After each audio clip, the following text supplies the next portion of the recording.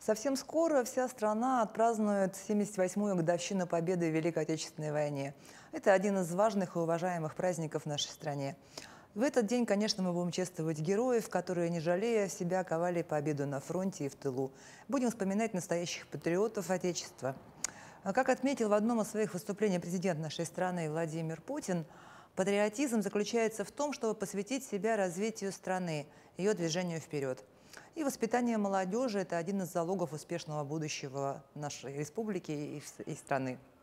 И сегодня у меня в гостях патриот, спортсмен, предприниматель, руководитель клуба «Спортбаза» Кирилл Соболев, с которым мы поговорим о том, как сегодня происходит патриотическое воспитание молодежи, но и не только. Добрый вечер. Добрый вечер. Давайте начнем с того, вот что, по-вашему, такое патриот? Кто такой патриот? Ну, патриот, тут, на мой взгляд, я думаю, что это человек, вот, который предан своей родине, да, вот, ну, если мы берем конкретно про патриотизм, что заключается к любви к родине, да, это преданность в первую очередь, честь, достоинство человека, который за свою страну да, может постоять в любой момент, и, конечно же, доброта, любовь, искренность, передача каких-то вот ценностей, традиций именно своей родины, там, где он вырос, там, где он живет. В первую очередь, конечно, я думаю, это самое качество, это преданность. Преданность к тому месту, где он проживает, живет, строит семью. Вот как-то вот так. Угу. Мы работаем в прямом эфире. Задать вопрос можно, позвонив в студию по номеру 8 41 12 42 14 39 или отправить нам сообщение в Телеграм по номеру 8 914 235 0502. Кирилл, ну вы много времени проводите с детьми, да? У вас в клубе детские секции, вы сами с ними занимаетесь, тренируетесь. Вот, как воспитывать патриотические чувства в детях? Вот в подростках, да? Вы же с подростками работаете в основном? Да, мы работаем, ну, как бы с детьми мы работаем. Вообще у нас вот спортивные секции детские, да. У нас есть отделение детских подростковых клубов. Мы работаем с детьми от 3 лет. Вот. Именно что касается подростков, ну, с подростками нужно находить общий язык вне зависимости от возраста, да. Вот я сам, да, вот лично преподаю некоторым подросткам, да, индивидуальные тренировки, и у нас еще есть там несколько секций единоборств, где я тоже преподаю. Но, хотя я сам не являюсь каким-то тренером, да, это просто больше для понимания того, чем у нас подростки, дети занимаются, чем они увлекаются, да, как можно, такой психологический анализ такой создаем. И вот интересно, чем они увлекаются, чем они занимаются, кроме телефонов, потому что, ну, понятно, что это дети уже того поколения, которое почти родилось с гаджетами в руках, они быстрее ищут информацию, да, ориентируются в ней, а вот что еще? Да, вот сейчас, как у нас век новых технологий, да, у нас дети, можно сказать, рождаются с телефонами, да, в руках, но я хочу заметить то, что на самом деле многие дети не так сильно, ну, не многие, но есть часть детей, которые не так сильно увлекаются вот телефонами или еще чем-то, да, пытаются даже найти себя вот на улицах, какие-то занятия спортом, да, увлечения, они проводят время. У нас вот даже в клубе не просто они приходят заниматься спортом, они приходят за час, за два до тренировки, начинают встречаться, ну, с друзьями, да, там сидеть, общаться на различные темы и без телефонов, да. Увлечения действительно очень разные сейчас у детей. Кто-то, да, действительно, вот телефоны, компьютеры, но сейчас направление того же самого киберспорта, это все-таки тоже спорт. В этом ничего плохого нету, просто нужно правильно преподносить. Вот. Так что вот интересы различные сейчас у подростков.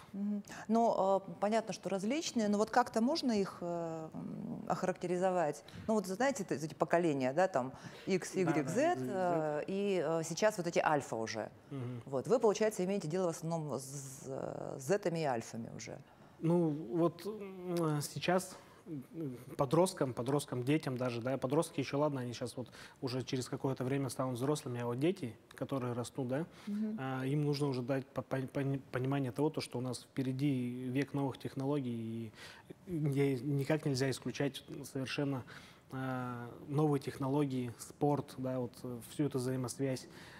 Просто нужно правильно до них это доносить и правильно фильтровать, чтобы они учились и умели правильно фильтровать как бы эту информацию, чем мы и занимаемся. Мы общаемся с детьми и иногда пытаемся донести на них, что такое хорошо, что такое плохо, что можно смотреть, да, там в этом интернете, что нельзя смотреть, на что больше сделать усилия, да, там пойти там в летние каникулы, вообще в детский лагерь в какой-то, да, провести время со сверстниками или сидеть дома за компьютером. И пытаемся вот дать им эти ценности. Но вот раньше считалось, что именно в спортивных секциях, именно те мальчики, которые занимаются спортом, для них тренер — это прям непререкаемый авторитет. Ну, так сейчас и есть на самом деле. Вот когда тренер приходит, да, на тренировку и говорит: построились, 1 секунда, все стоят в строю. Или вот у нас детский лагерь летом тоже мы проводим, дети бесятся, балуются, да, и тренер говорит: быстро построились, все слушают вообще, вот это, это так и есть на самом деле. У нас же родители целый день работают, да, ребенок в школе, потом еще где-то, и внимания не хватает. И все равно, тренер, когда занимается с ребенком, внимание, да, уделяет. И тут, что еще очень важно, то, что наши тренера — это не просто тренера, это педагог-наставник, который проникается полностью в жизнь ребенка. Каждый педагог-наставник у нас общается с родителями, спрашивает про успеваемость в школе, чем они занимаются, чем они увлекаются. В раздевалке, когда они после занятия стоят, уже не как тренер, да, и ученик, а как друзья. Хотя там, да, там может ребенок 5-7 лет, и тренер, да, там 30-35 лет. Как-то вот у нас вот сейчас, кстати, да, у нас же в России год педагога и наставника, и тренер — это все-таки наставник. Я считаю, что это все-таки наставник, да. Не просто тренер, а тренер может быть, если ты профессиональный спортсмен, и тебя тренер ведет куда-то, прям тренирует, да, до каких-то там медалей, олимпийских там высот. А наставник — это вот прям, который вот с малого детства тебя будет вести по жизни. Да, вот. И не только это именно в сфере спорта, а вообще вот в школе, где-то дома. Там. У нас даже бывает такое, что подростки, да, там ребята лет 14-15 приходят, видно, настроения у них нету. И тренера подходят, говорят: что случилось? И начинают с ними общаться. И они рассказывают там про какие-то семейные проблемы, еще что-то. И мы начинаем уже как-то по-дружески советовать, что-то говорить, там, да, там, успокаивать. И они уже совершенно по-другому начинают уже с улыбкой на лице, да, уже. И в следующий раз приходят и говорят: блин, вот послушал вас, все так хорошо, там, да, там, прислушиваются, на самом деле прислушиваются. Но вот я знаю, что к вам ходят не только благополучные, так скажем, дети, да, но у вас были даже занятия для несовершеннолетних, осужденных без изоляции. И приходят дети из малообеспеченных, так скажем, семей, да? Да, мы очень много программ, вот мы за 5 лет и с УФСИНом работали, но насчет осужденных у нас прям такого не было. Дети, которые стоят на учете ПДН. Вот КДН, БДН, мы с такими работаем, это профилактика у нас идет, да, детской преступности.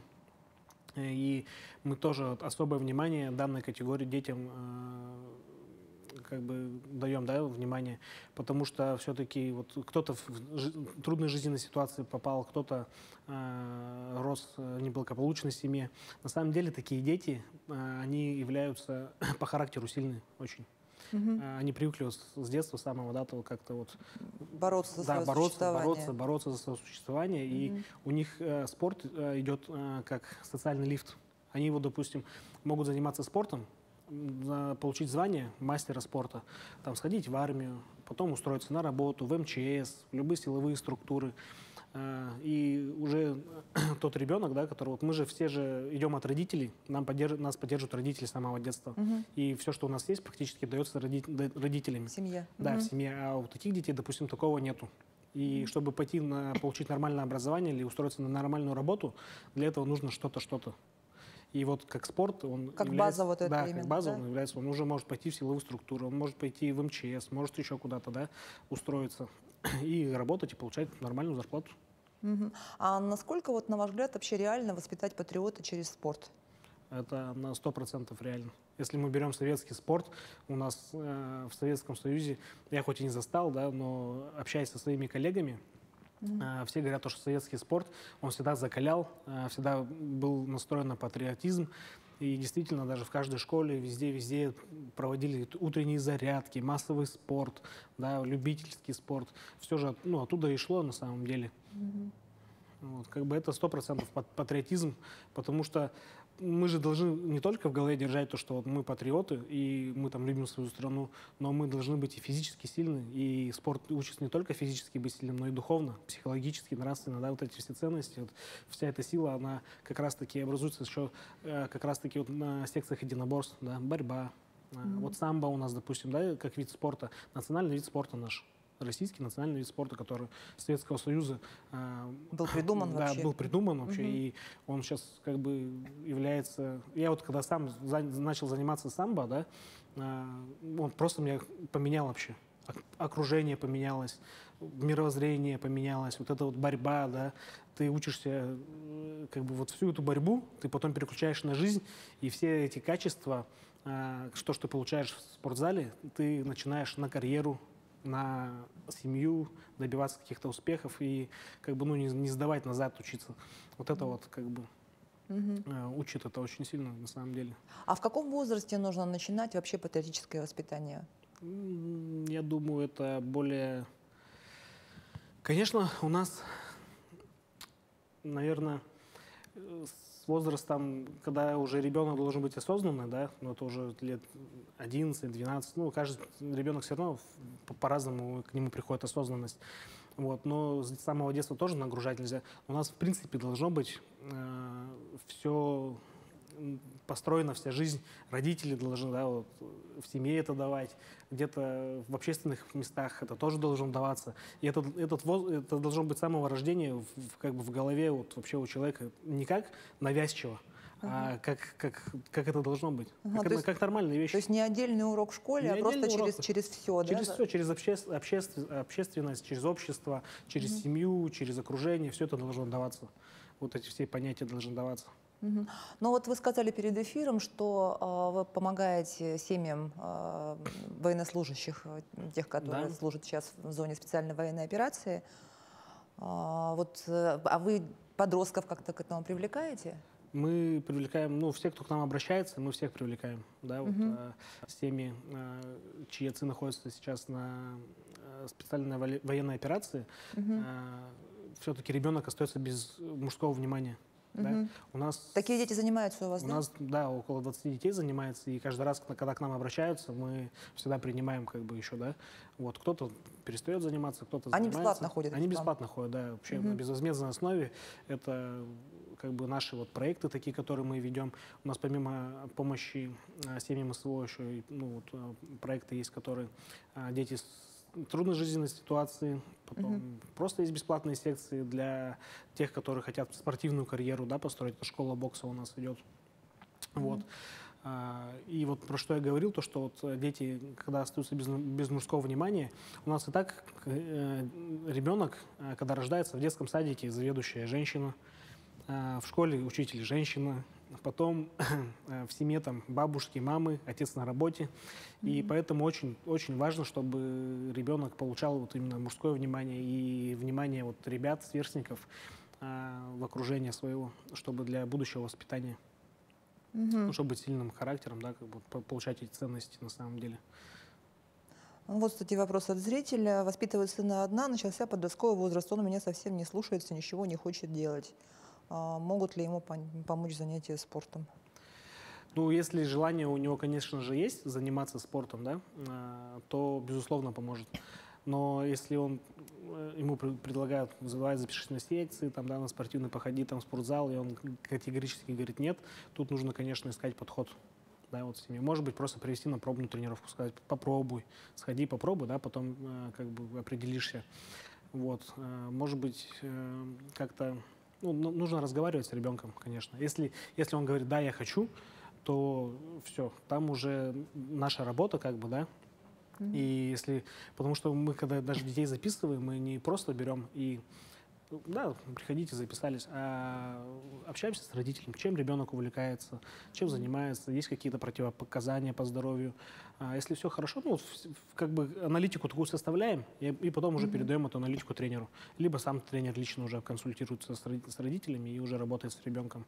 Вот. Как бы просто так записали ребенка к нам, и все, мы на него внимания не обращаем, такого нету.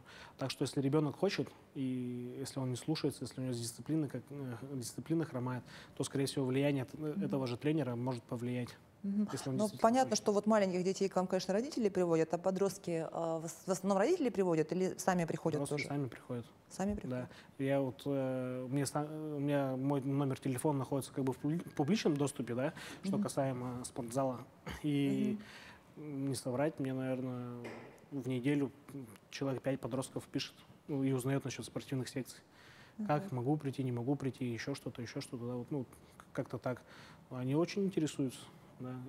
Но на самом деле вот они больше уходят на такие типа ОФП, кроссфит, а вот единоборство вот почему-то слабо для них. Да. Вот мы хотим сейчас поднять сферу единоборств, да, у нас в городе. И вот смешанное единоборство, бокс. Ну, на боксе у нас, кстати, тоже много детей, практически все дети ходят. Человек 15 там, от маленького до подросткового возраста. То есть, по-вашему, все-таки сегодня подростки, молодежь заинтересованы, да, в здоровом образе жизни? Они Или- заинтересованы, но точечно. Не так, чтобы пачками приходили и были заинтересованы. Вот я даже как-то собирал молодежь у нас, которая тренируется, да, там ребят 15-16 лет, с ними проводил беседу и говорил, давайте, ребята, заниматься вот добрыми делами, там, волонтерством, общественная, да, работа какая-то, помогать там будем. Из 15 человек там 2 согласились. Я бы не сказал, что есть заинтересованность, но точечно. Занятие спортом тоже точечно идет. Вот много кто приходит, я спрашиваю, у тебя одноклассники есть, друзья есть? Да, есть. Ты почему один ходишь, почему друзья не ходят? Они не хотят. Вот из 10 человек 2, если 3 будут заинтересованы, да, это уже хорошо. Но с чего-то же нужно начинать. У нас вот все равно где-то было чуть-чуть потеряно вот все, да, вот доступность спорта. Хорошо то, что у нас вот город, Дети Азии, да, вот есть такие вот виды игр. И у нас спортивная инфраструктура очень сильно развивается, и спорт становится доступным, да. Но все равно, на мой взгляд, этого не хватает. Ну вот, кстати, как раз про проникновение. Дети Азии хотела спросить. То есть, как вы считаете, насколько такой проект способен молодежь заинтересовать, заниматься спортом, да, смотивировать, либо это все-таки больше как трамплин для именно профессиональных спортсменов? Ну, конечно же, он идет с идеей для трамплина для профессиональных спортсменов, да, это Дети Азии, это как маленькая Олимпиада, да, у нас идет. Но, конечно же, в любом случае заинтересованность будет, потому что проводятся мероприятия, да. Если мы берем наш город, любое мероприятие спортивное, это уже заинтересованность, когда приходит кто-то со стороны, просто посмотреть на мероприятие. Если это мероприятие интересное, то у ребенка может вызвать, да, особый интерес и попросить: папа, мама, запишите меня вот на такой-то вид спорта, да, если он пришел посмотреть. Так что это 100% оно влияет в проникновение именно вот в физкультуру и спорт населения. Вот эти Дети Азии, да, они вот на протяжении месяца идут, и вот представляете, каждый день какие-то мероприятия спортивные идут. Это очень хорошо. Их надо проводить чаще какие-то. Вот то, что у нас очень много национальных видов спорта, да, проводятся. Игры Дегына, отборочные, да, все, что вот это есть, это на самом деле то, что у нас проводят в городе, в республике, очень-очень похвально и очень хорошо, то, что и надо больше еще проводить. Тогда будет вот, заинтересованность еще больше. Вы вот еще были независимым экспертом в 2019 году на WorldSkills Russia в компетенции предпринимательства. Ну да, мы вот как бы работаем в сфере спорта, да, это вот у нас основная деятельность, но вообще также я вот занимаюсь развитием предпринимательства в городе, да. В основном мы делаем акцент на молодежь, да, потому что со взрослыми предпринимателями у нас вот есть мастодонты предприниматели, которые в городе. Мы с ними общаемся, с ними работают, потому что они сами все знают, как, что делать, да. А вот именно молодежь втянуть в предпринимательство, тут тоже уже такая своя задача, да, есть. Это мы проводили в 2019 году, WorldSkills, компетенция предпринимательства, это было в колледже. И там дети, ну, 9-10 класс вроде, я уже не помню, они представляли свои стартапы, которые рассказывали про них, как они будут их делать, откуда они возьмут деньги и как они будут зарабатывать. А вот все потом не интересовались, кто-нибудь что-нибудь сделал?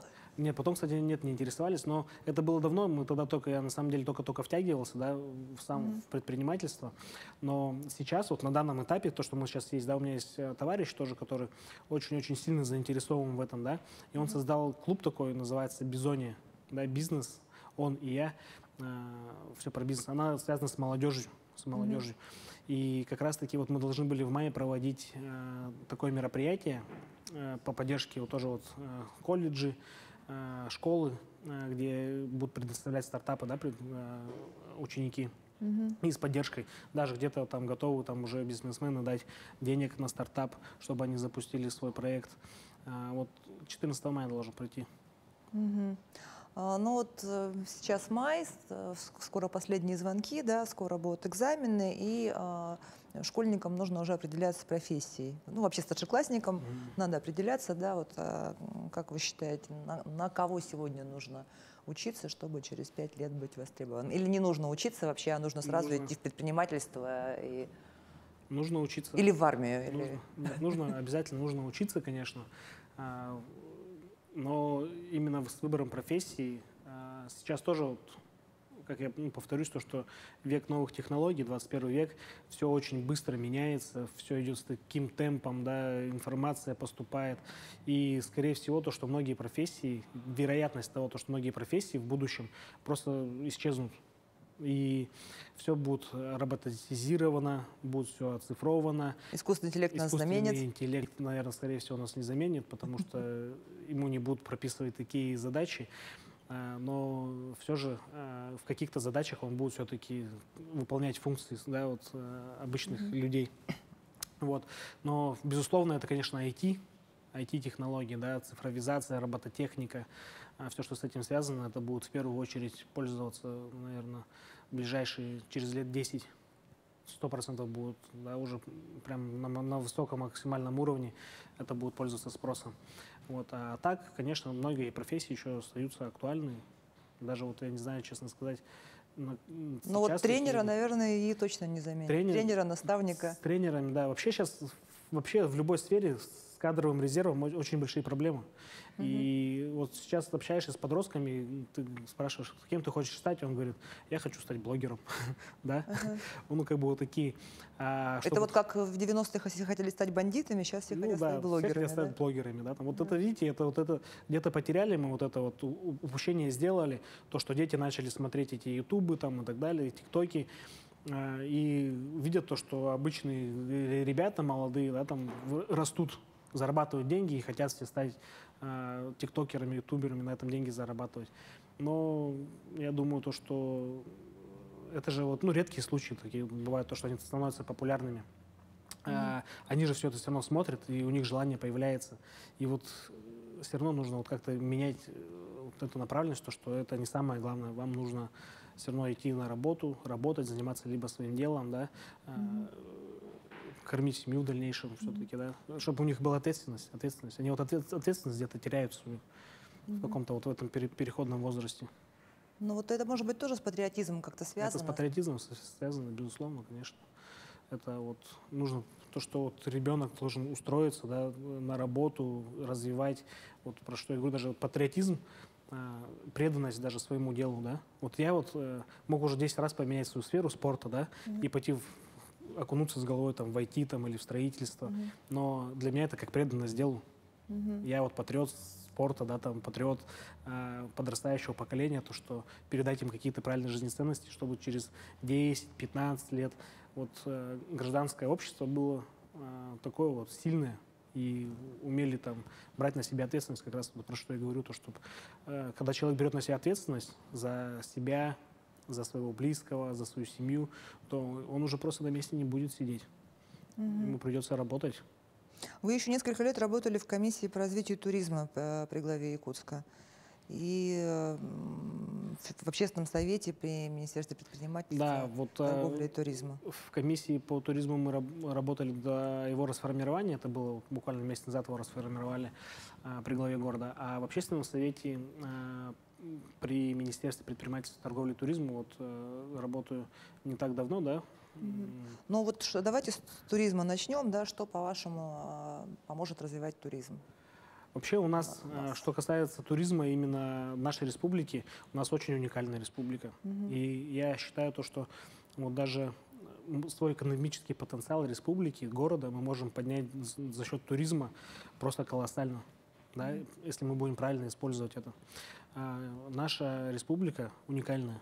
Это национальные, да, национальность, блюда, природа, какие-то природные вот ленские столбы. Это все то, что мы можем использовать в масштабах всей страны, в масштабах всего мира можем использовать. Не каждый регион, да, или не каждая страна может похвалиться вот этим. У нас 3 миллиона квадратных площадей леса экологически чистого, нетронутого. Да, охота, рыбалка. Это вот все это все очень уникально.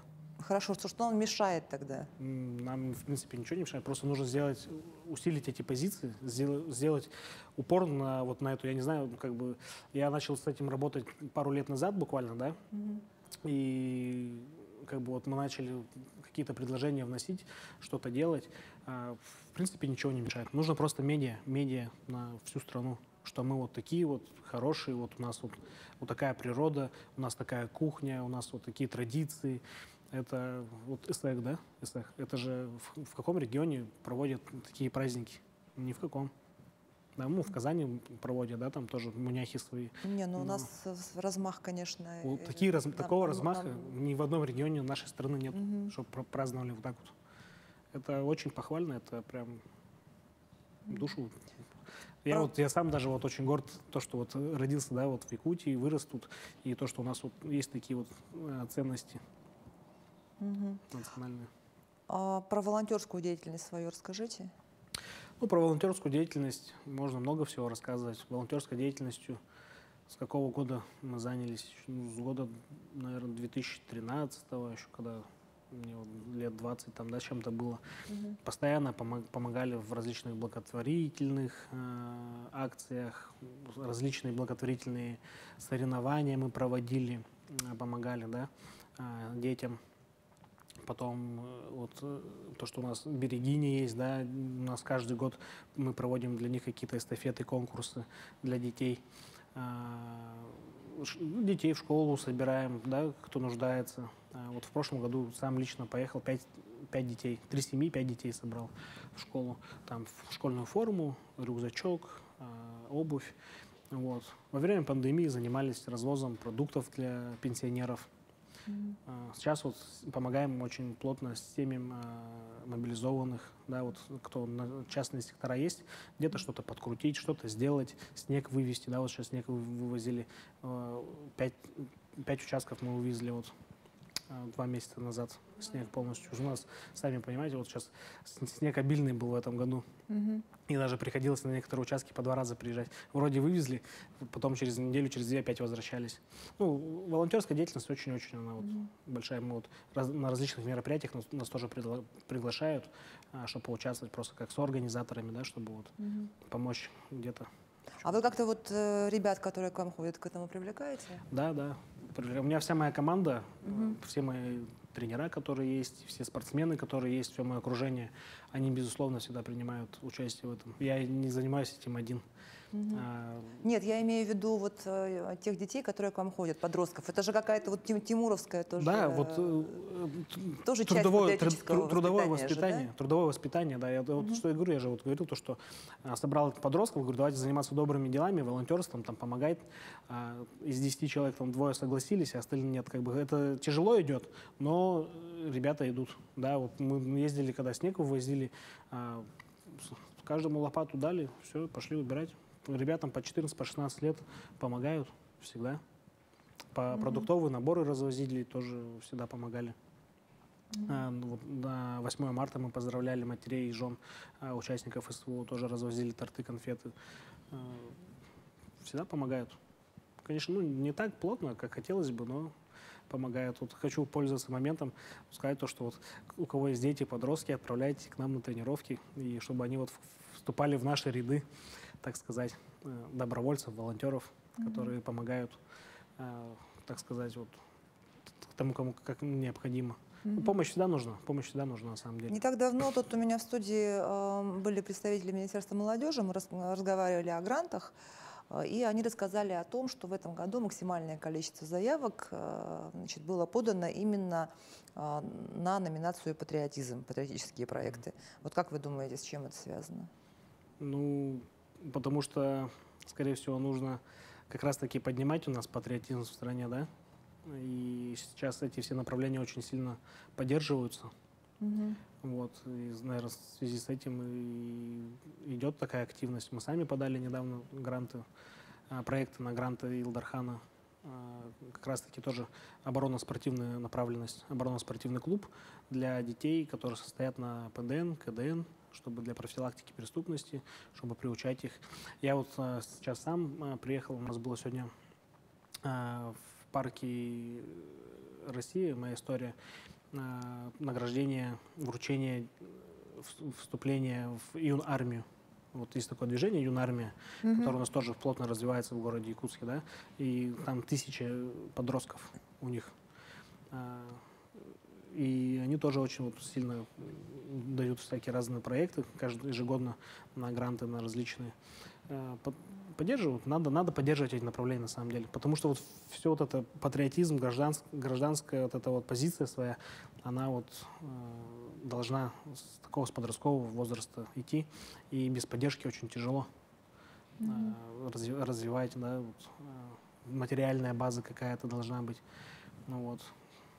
Но вот вы активный общественник, да, если говорить вообще об общественной работе, насколько эффективно взаимодействовать можно сегодня вот с городскими, республиканскими властями? Вообще, насколько должно быть вот это вот взаимодействие? Сейчас власти, общества, бизнеса. Сейчас власти у нас говорим на самом об деле этом. максимально открыты. Вот, вот то, что я как раз-таки нахожусь в общественных советах, да, они занимаются вот этим взаимодействие общества между властью.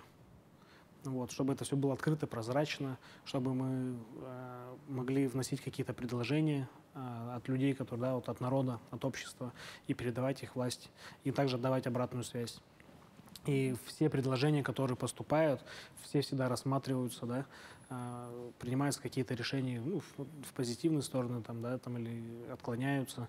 Ну, все это всегда обсуждается. Самое главное, то, что это доносится туда, да, до верхов, понимание вот именно мысли обычных людей доносятся. Вот. И где-то они услышаны становятся. Да? Сейчас все открыто, на самом деле. То есть взаимодействие идет, вы это чувствуете, да? Власть сейчас открыта полностью. Полностью вот максимально, как она есть, готова выслушивать, принимать какие-то предложения, да, и решать какие-то проблемы. Ну и последний вопрос, вот, с чего мы начали, что скоро День Победы, да, и, к сожалению, у нас все меньше остается живых свидетелей Победы с каждым годом.